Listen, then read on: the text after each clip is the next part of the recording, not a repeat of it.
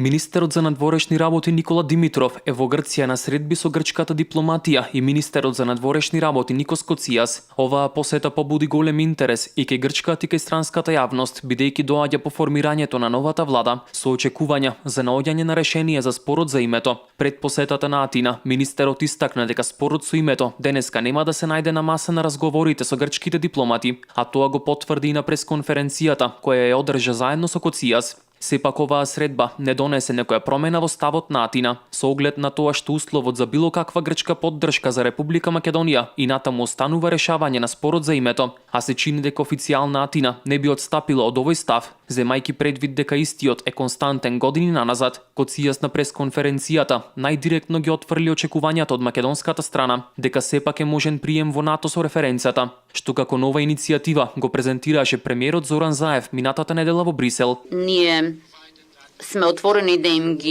да ги поддржиме нивните напори, под услов прво да се реши прашањето со името.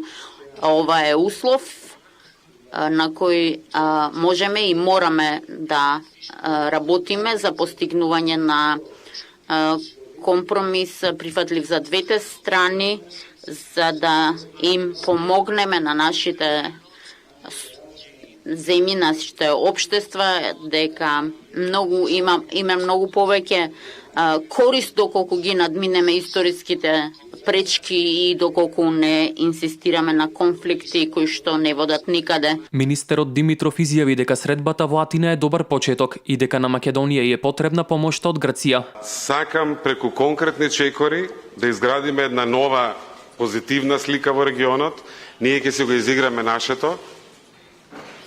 Да се свртиме кон иднината, мислам дека можеме подобро на Балканот од ова што го правиме, сите заедно. И ќе продолжам да давам аргументи и со зборови и со дела дека е во интерес на нашиот поголем и повлијателен јужен сосед ние да бидеме европска демократија, што ќе ги започне, што ќе влезе во НАТО алијансата и што ќе ги започне преговорите за членство во Европската унија. Во меѓувреме, двата реномирани весници Guardian и Financial Times во ист ден во своите текстови испратија идентични пораки за разгледувањето на предлозите на Македонија за промена на името. Македонија разгледува предлози за нејзиното привремено име во обид да го откочи грчкото противење на нејзиното членство во НАТО. Ова е првата реченица од новиот прилог на Financial Times за последните случувања во Македонија и изразената подготвеност на новата влада за некаква промена во закочените преговори за името. Британски Guardian пишува дека Македонија и Грција се блиску до решавање на 27 годишниот спор околу името. Скопје го праќа министерот за надворешни работи во Атина на разговори